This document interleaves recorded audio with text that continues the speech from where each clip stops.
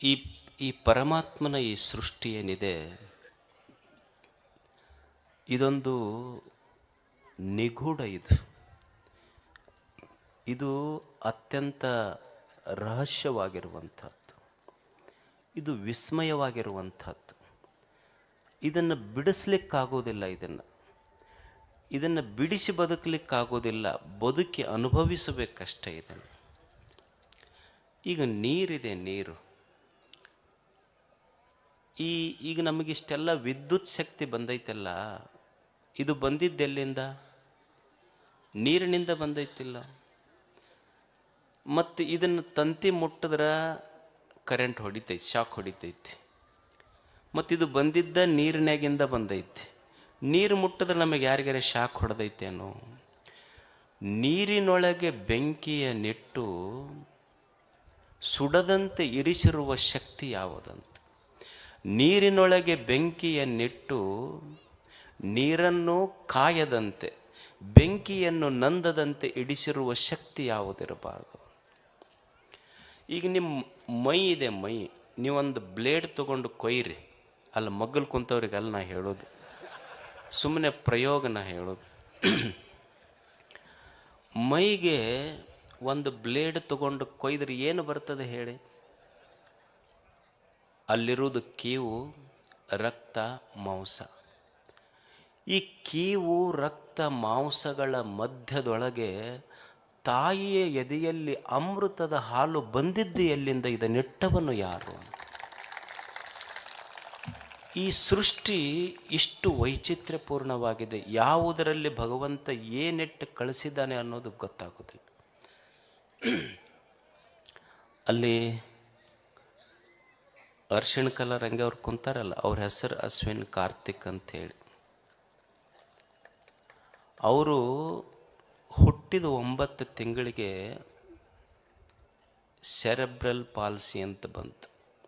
ಅಂದ್ರೆ ಒಂದು ಕಡೆ ಪಾರ್ಶ್ವವಾಯು ಅಂತಿರಲ್ಲ ನೀವು, ಲಕ್ವ ಅಂತಿರಲ್ಲ, ಹಂಗೆ ಬ್ರೇನಿಗಾತು. ಅವ್ರ ತಾಯಿಗೆ ಅನ್ನಿಸ್ತು, ಪ್ರಭಾ ಅವರಿಗೆ, ಯಾಕೋ ನನ್ನ ಮಗನ ನಡವಳಿಕೆ ಸಹಜತೆ ಇಲ್ಲ, ಸಹಜ ಮಗುವಿನಂತೆ ನನ್ನ ಮಗ ಇಲ್ಲ ಅಂತ.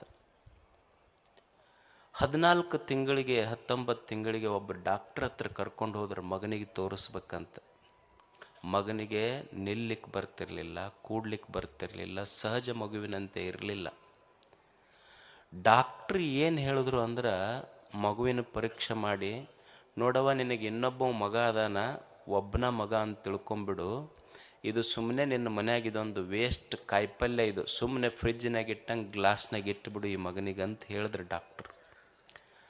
ತಾಯಿಗೆ ಬಹಳ ನಿರಾಶೆ ಆಯ್ತು. ಆದರೂ ಭರವಸೆ ಕಳ್ಕೊಳ್ಳಿಲ್ಲ ತಾಯಿ. ಅವನು ಮತ್ತೆ ತೋರಿಸೋದು ಬಿಡಲಿಲ್ಲ. ಒಂದು ದಿವಸ ನಿಮಾನ್ಸಿಗೆ ಕರ್ಕೊಂಡು ಹೋದ್ಲು ಮಗುವಿಗೆ. ನಿಮಾನ್ಸಿಗೆ ಕರ್ಕೊಂಡು ಹೋದಾಗ ಡಾಕ್ಟ್ರ್ ಹೇಳಿದ್ದೇನೆಂದರೆ, ನಿನ್ನ ಮಗನಿಗೆ ಕೈ ಕಾಲುಗಳಲ್ಲಿ ಶಕ್ತಿ ಇಲ್ಲ, ಆದರೆ ಅವನ ಮೆದುಳು ಅವನ ವಯಸ್ಸಿಗಿಂತ 4 ಪಟ್ಟು ಹೆಚ್ಚು ವಿಚಾರ ಮಾಡ್ತದೆ ಅಂತ ವೈದ್ಯರು ಹೇಳಿದ ಮೇಲೆ ಭರವಸೆ ಬಂತಕ್ಕೆ. ಮಗನಿಗೆ ಸ್ಪೆಷಲ್ ಸ್ಕೂಲ್ ಎಲ್ಲಿದ್ದಾವೆ ಅಲ್ಲಿ ಓದಿಸ್ಲಿಕ್ಕೆ ಶುರು ಮಾಡಿದ್ಲು. ಅವರಿಗೆ ಸೆರೆಬ್ರಲ್ ಪಾಲ್ಸಿ ಇತ್ತು, ಮೆದುಳು ಪಾರ್ಶ್ವವಾಯು ರೋಗ ಅಂತಾರದು. ಅಂದರೆ ಸಹಜ ಮಕ್ಕಳು ಶಾಲೆಗೆ ಹೋಗ್ಲಿಕ್ಕಾಗೋದಿಲ್ಲ, ಬರೀಲಿಕ್ಕಾಗೋದಿಲ್ಲ. ಅವರಿಗೆ ಕೈ ಕಾಲು ಯಾವುದು ಕೆಲಸ ಮಾಡೋದಿಲ್ಲ, ಬರೀ ಒಂದು ಬಳ್ಳ ಅಷ್ಟೇ ಕೆಲಸ ಮಾಡ್ತದೆ, ಒಂದೇ ಬಳ್ಳ. ಅವನು SSLC ಪರೀಕ್ಷೆ ಬರೆಸಿದ್ರು ಸಹಾಯ ತಗೊಂಡು. 84% ಅವ್ರು ಮಾಡಿದ್ರು. ಕರ್ನಾಟಕದೊಳಗೆ ಈ ಸೆರೆಬ್ರಲ್ ಪಾಲ್ಸಿ ಇದ್ದು 84% ಮಾಡಿದ ರೆಕಾರ್ಡ್ ಅಶ್ವಿನ್ ಕಾರ್ತಿಕ್ನ ಹೆಸರಲ್ಲಿದೆ. ಯಾರೂ ಮುರಿದಿಲ್ಲ ಅದನ್ನಿನ್ನು. ನಮ್ಮ ಎಲ್ಲ ಇಂಟರ್ನ್ಯಾಷನಲ್ ರೆಸಿಡೆನ್ಷಿಯಲ್ ಸ್ಕೂಲ್ನಾಗ ಇಟ್ಟಿರ್ತೀವಿ, 35ಕ್ಕೆ ಟಿಣಕ್ತಾವೆ. ಅಲ್ಲ, ಅವ್ರ ಅಪ್ಪನೂ ಟಿಣಕ್ಕಿರ್ತಾನೆ, ಮಗನೂ ಟಿಣಕ್ತಾವೆ. ಒಂದೇ ಬಳ್ಳಿಟ್ಕೊಂಡು 84% ಅಶ್ವಿನ್ ಕಾರ್ತಿಕ್. SSLC ರಿಸಲ್ಟ್ ಬಂತು. ಏನು ಮಾಡ್ಬೋದು ಹೇಳ್ರಿ? ಒಂದು ಬಳ್ಳಿ ಇಟ್ಕೊಂಡು ಮನುಷ್ಯ ಉಳಿದು ಯಾವುದು ಕೆಲಸ ಮಾಡೋದಿಲ್ಲ, ಒಂದು ಬಳ್ಳಿ ಕೆಲಸ ಮಾಡ್ತೈತಿ. ಏನು ಮಾಡ್ಬೋದು? ಆರ್ಟ್ಸ್ ಮಾಡ್ಬೇಕಂತ ಎಲ್ಲರೂ.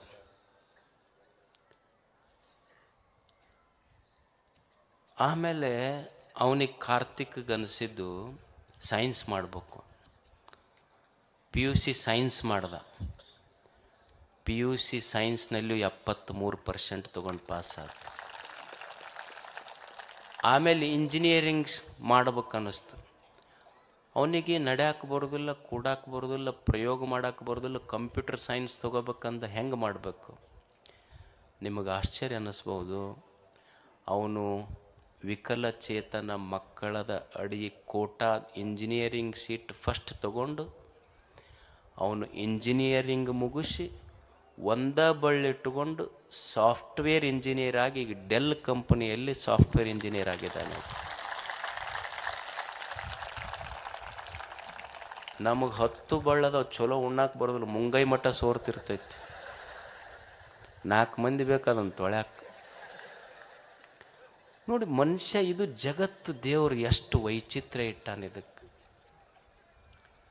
ಅವನ ಈ ವಿಶೇಷತೆಯನ್ನು ಮೆಚ್ಚಿ ಸಚಿನ್ ತೆಂಡೂಲ್ಕರಿಗೆ ನಾವೆಲ್ಲರೂ ಹೀರೋ ಅಂತೀವಿಲ್ಲ, ಸಚಿನ್ ತೆಂಡೂಲ್ಕರ್ ಅವನಿಗೆ ಹೀರೋ ಅಂಥೇಳಿ ಪ್ರತಿ ವರ್ಷ ಅವನ ಹುಟ್ಟ ಹಬ್ಬಕ್ಕೆ ಅವನಿಗೆ ಶುಭಾಶಯಗಳನ್ನು ಕಳಿಸ್ತಾರೆ ಸಚಿನ್ ತೆಂಡೂಲ್ಕರ್ ಅವರು.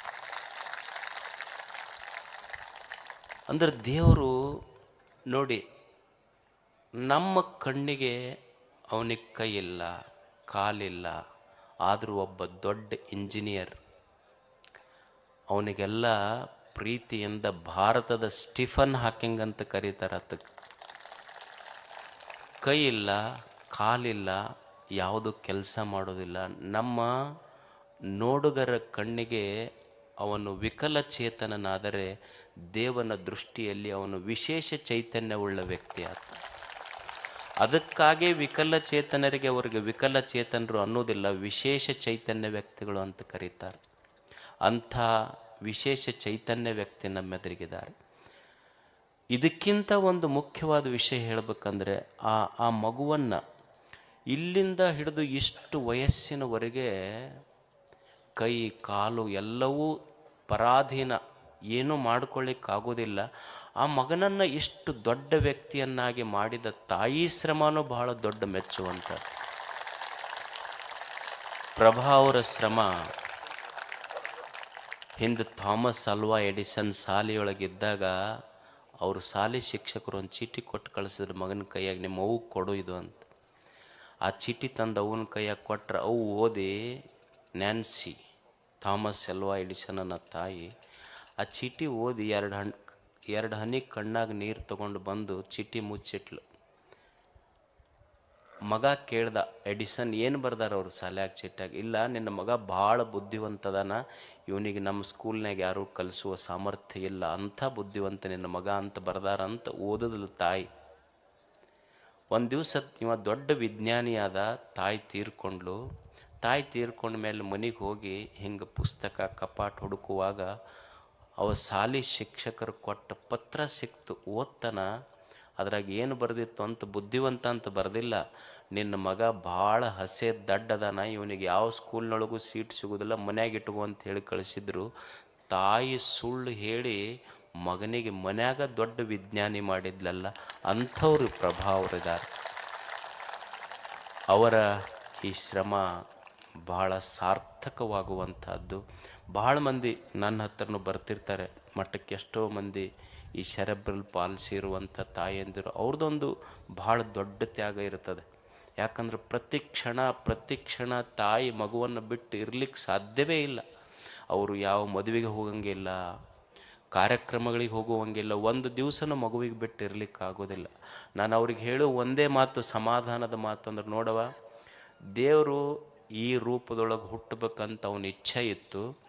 ಬೇರೆಯವರು ಹೊಟ್ಟೆಯೊಳಗೆ ಹುಟ್ಟಿದ್ರೆ ಅವ್ರು ಚಲೋ ನೋಡ್ಕೊತಿದ್ರು ಇಲ್ಲ ಗೊತ್ತಿಲ್ಲ, ನೀನು ಭಾಳ ಕರುಣಾಮಯ್ಯದಿ ಅಂತ ದೇವ್ರಿಗೆ ಅನಿಶ್ ಅವ ನಿನ್ನ ಹೊಟ್ಟೆಯೊಳಗೆ ಹುಟ್ಟ್ಯಾನ ಅಂತ ಹೇಳೋ ಮಾತೊಂದೇ ನಾನು ಅಷ್ಟೆ. ಅದಕ್ಕಾಗಿ ಆ ತಾಯಿಯ ಶ್ರಮವೂ ಅಷ್ಟೇ ಮುಖ್ಯ. ಈ ವೇದಿಕೆಯಲ್ಲಿ ತಾಯಿ ಪ್ರಭಾ ಮತ್ತು ಅಶ್ವಿನ್ ಇಬ್ಬರು ಇದ್ದಾರೆ. ಅಂಥ ಒಂದು ಸಾಧಕರ ಸ್ಫೂರ್ತಿ ನಮಗೆ ದೇವರೆಲ್ಲ ಚಲೋ ಕೊಟ್ಟಾನಿಲ್ಲ. ನಾವು ಜೀವನದಲ್ಲಿ ಏನಾದರೂ ಒಳ್ಳೆಯದನ್ನು ಸಾಧಿಸುವ ಸಂಕಲ್ಪವೇ ನಿಜವಾದ ಜಾತ್ರೆ ಇದು. ಅದಕ್ಕೆ ಅಂಥ ಸಂಕಲ್ಪವನ್ನು ಹೊತ್ತು ಹೋಗೋಣ ಅಂಥೇಳಿ ಅಂಥ ಸಾಧನೆಯನ್ನು ಮಾಡಿರುವಂಥ ಅಶ್ವಿನ್ ಕಾರ್ತಿಕ್ ಅವರಿಗೆ, ಅವರ ತಾಯಂದಿರಿಗೆ ಪರಮ ಪೂಜ್ಯ ಅಡ್ನೂರು ಶ್ರೀಗಳವರು ಅವರನ್ನು ಆಶೀರ್ವದಿಸಬೇಕು ಅಂತ ಕೇಳ್ಕೊತಾರೆ.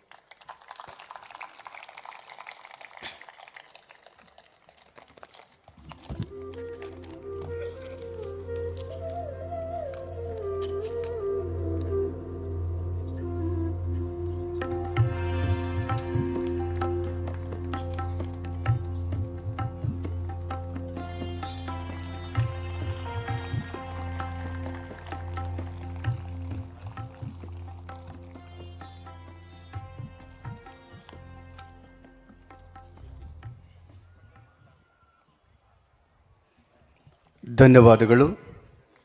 ಇದೀಗ ತಾನೇ ಪೂಜ್ಯರು ಇಬ್ಬರು ಸಾಧಕರನ್ನು ಗುರುತಿಸಿ ಅವರ ಸಾಧನೆಯನ್ನು ಕಂಡು ನಿಮಗೆಲ್ಲ ಕಣ್ಮುಂದೆ ತಂದು ನಿಲ್ಲಿಸಿದ್ದಾರೆ. ಅಂಥ ಸಾಧಕರಿಗೆ ಒಂದು ಜೋರಾದ ಚಪ್ಪಾಳೆಯನ್ನು ತಟ್ಟೋಣ. ಅಂಥ ಸಾಧಕರನ್ನು ಗುರುತಿಸತಕ್ಕಂಥ ಪೂಜ್ಯರಿಗೂ ಕೂಡ ಒಂದು ಜೋರಾದ ಚಪ್ಪಾಳೆಯನ್ನು ತಟ್ಟೋಣ ಅಂತಕ್ಕಂಥ ಮಾತನ್ನು ಹೇಳ್ತಾ, ಈಗ ಈ ಸಮಾರಂಭದ ಸಮಾರೋಪವನ್ನು ನುಡಿಯನ್ನು ನುಡಿತಕ್ಕಂಥ ಡಾಕ್ಟರ್ ನಾ ಸೋಮೇಶ್ವರ್ ವೈದ್ಯರು, ಲೇಖಕರು, ಸಾಹಿತಿಗಳು, ಕ್ವಿಜ್ ಮಾಸ್ಟರ್ ಅವರು ಅವರ ಪರಿಚಯವನ್ನು ನಮ್ಮ ಜಗದೀಶ್ ಅವರು ಹೇಳಬೇಕಾಗಿ ಕೇಳ್ಕೊತಾ ಇದ್ದೀನಿ.